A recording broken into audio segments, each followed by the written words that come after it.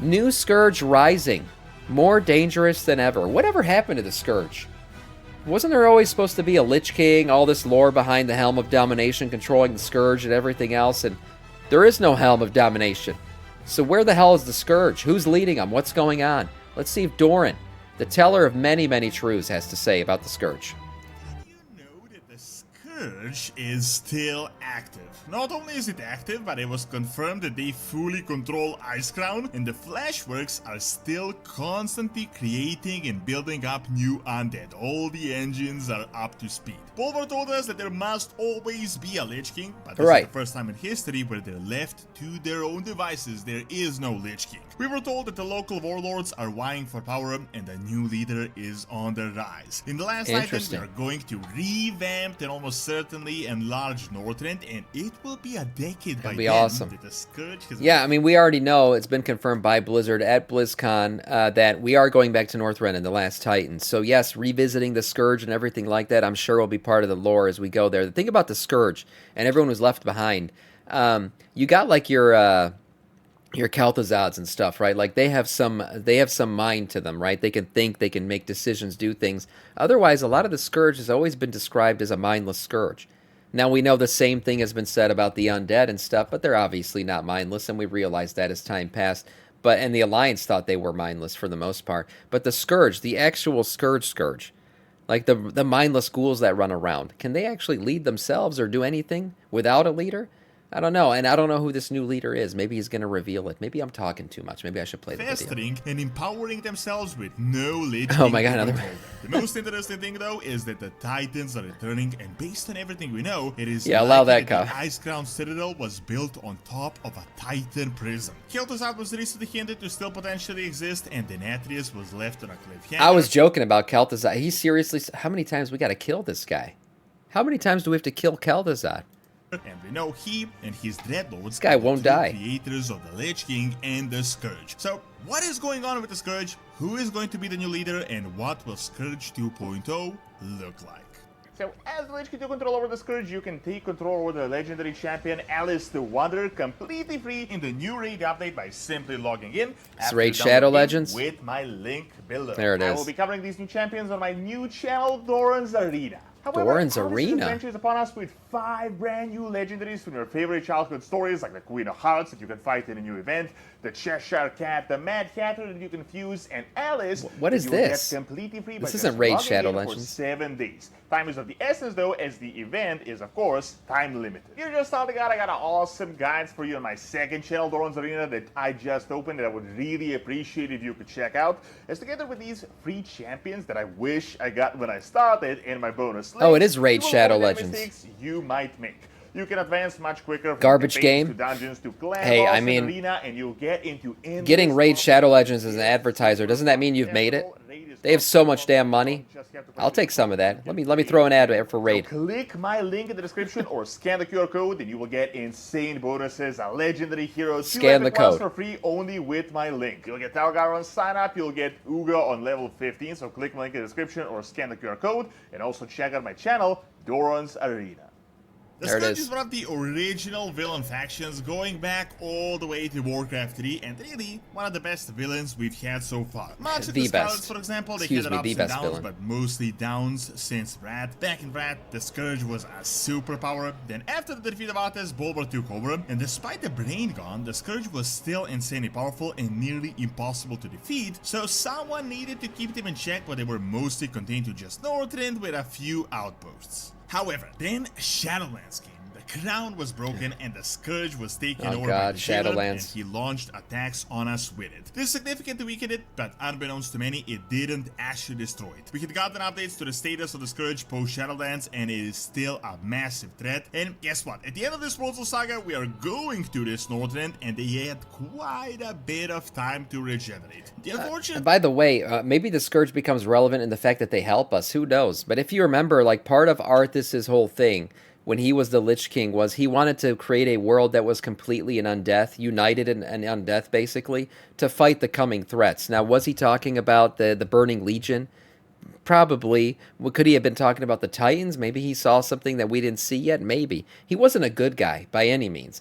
But his whole goal was to create an entire world united in undeath to fight any threat or anything, and obviously he would be the ruler of it all, of course.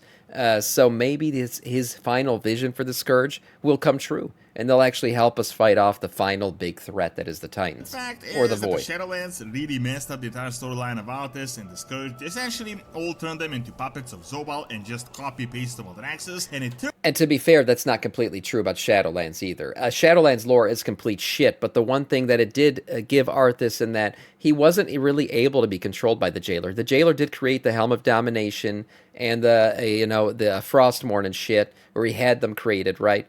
The whole thing is he was trying to control the Lich King to open up the portal to Shadowlands, and Arthas's mind was not able to be easily controlled. So Arthas basically took the power that was given to him by the Jailer and used it for his own means rather than using it as the Jailer intended him to use it. Turned out that the entire point of So the he wasn't a Icecrown complete Citadel mindless was goo. to siphon the essence of the world's soul so that the Jailer can destroy the universe. However, based on the recent information of Titan Machinery, this might all change, but we'll get to that in a bit. The big thing though is that since the return of Chris Madsen, Blizzard has been trying to fix this lore mess of the Shadowlands. They even admitted it was bad. I think the Scourge is really one of the main victims of this storyline. Now, what a lot of people don't know is that we actually got official updates not only in the books but also in the game for the Scourge post-Shadowlands. While the Jailer did briefly control as a new Lich King of sorts, after we had defeated him, the Scourge for the first time ever turned into complete chaos. This is what Bolvar actually wanted to avoid back in that iconic cinematic. Do you realize that this is the first time in history of Azeroth that the Scourge had no single mind to control Lich it, King. no ruler? First, it was Ner'zhul, then Altus. After that, Bolvar took over, and when Bolvar's control was destroyed, it was the Jailer. This all happened in a matter of a minute, so they all took over. After Jailer's defeat, though, they were left to their own devices, and this can't be good in any way because, as you may remember, what Bolvar told us, there must always be a Lich King because the mindless undead are too powerful. Right. Well, guess what happened? A primal civil war and a battle of the minds that remained. While a lot of the civil war in the Scourge. Many of the generals remained, the undead blood elves, the liches, and the like. We've learned that since then. Oh, that's local right. I warlords forgot took about control them. and stopped. I forgot about the Sandlayan. Of course they are. They're not mindless like the others either, so the Sandlayan could take over. They're battling each other. If you may remember, we've actually had one of these local vicious warlords back at the end of the Shadowlands. An undead blood elf took control over the local Scourge near Quatalas, and he launched an invasion that we had to repel with the help of the Shadowlands. However, What's if up, this guy Unreal? was able to master a force that was strong enough to invade a kingdom as powerful as Quatalas, or at least feel bold enough to try, think about what is going on in Northrend where the bulk of their forces are. The Scourge has been long weakened, if not fully destroyed in the Eastern Kingdoms, but in Northrend we never had a significant purge campaign and they had only been getting stronger. Right. Actually, this is not my speculation. Following Shadowlands around the time of Dragonflight, we got the book exploring Azeroth. Here's one thing about the Scourge, though. It's decaying on death at the end of the day, and I don't think they can they make any more? I don't know, maybe Liches can, maybe Kel'Thuzad can raise some undead, but for the most part, it's an army that would wither away slowly, right? It's just a decaying army. Eventually, it's going to die off. So I don't understand how it gets stronger, or how maybe it's stronger because it's mindless right now. But for the most part, its ability to grow and everything was destroyed when the Helm of Domination was destroyed. When they told us this exact same thing. Magni had reported that there had been a significant amount of Scourge activity still in Northrend post-Shadowlands. This is around the time of the time skip before Dragonflight, so keep in mind there has been a bit more time since then. As we've learned, almost the entirety of Icecrown is still under firm undead control, and especially the Icecrown Citadel, which is the peak of their activity. We've also learned that the Fleshworks is still going on full steam, or half steam in this case. Blizzard has confirmed in the book that the undead are still building new undead to their machines at a much slower rate than back in Wrath, but this isn't so they're still building they don't have the undead capabilities, or they can't build more undead, and because they're weakened, but because they don't have any purpose that binds them to create more undead. Previously, the Lich King was pushing them full steam. Yeah, that's what I was after just that, saying. For a decade, Bolvar essentially kept them in check. Didn't want to make the Scourge even stronger. He wanted to contain it. However, remember, since the defeat of the Jailer with the time skip and everything, and by the time we get to Northrend in the Last Titan, it will be at least a decade. A full-on decade of no Lich King and the Scourge being left to their own devices. Who knows what could happen next. Now, I did previously mention that they're in the midst of a constant civil war and the warlords are vying for power, but don't think that this is going to actually destroy them. I mean, this is the undead scourge we're talking about. Undead don't get destroyed easily, and if they do get destroyed, they come back quite easily, or they can combine them into different monsters or resurrect them. Yeah, they could stitch them together. They could patchwork undead together for sure. But they've been increasing more scourge. They've been creating more scourge for 16 years.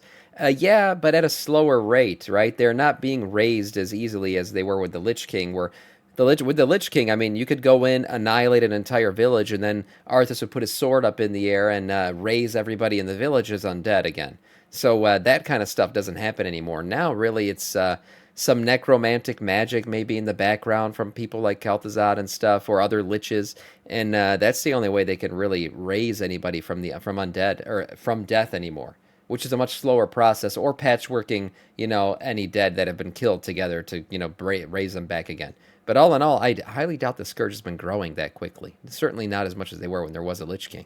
In other ways. Now, with this information, you would imagine that we might run into various Scourge factions when we get to Northrend. Some might even join us like the Forsaken, and while that is likely, there has actually been new information at the start of the saga that implies a few more things we could be seeing. So Northrend is going to be the center of the finale of the World Soul Saga, the focus of this entire expansion. This means that just like Midnight, this won't be just a model revamp, but very likely we're getting an enlarged continent as well with new areas. Interesting enough, Dragonflight and the Saga added a few new lore locations to Northrend that we never saw ourselves when we were back there during Vrad. One of these locations is the base of Iridicron that is apparently somewhere close to the Icecrown Citadel beneath it, and it seems to be a large underground base. Iridicron, as he told us, is waiting for the Titans, and the next time we see him will be in Northrend. Crazy things will be happening at Midnight with the final battle of the light and the void, and a big worldwide conspiracy that will be uncovered, as Chris Metzen told us. The confirmed return of Illidan and Veralakis Sergeras, however, most importantly out of all, is that the Titans will be coming to Azeroth in person. They will be coming to Northrend out of all the places. This means that something crazy is going to be happening in Northrend. I've talked about this in my previous video on the channel that you can check out, but seriously, just check out the lore we know.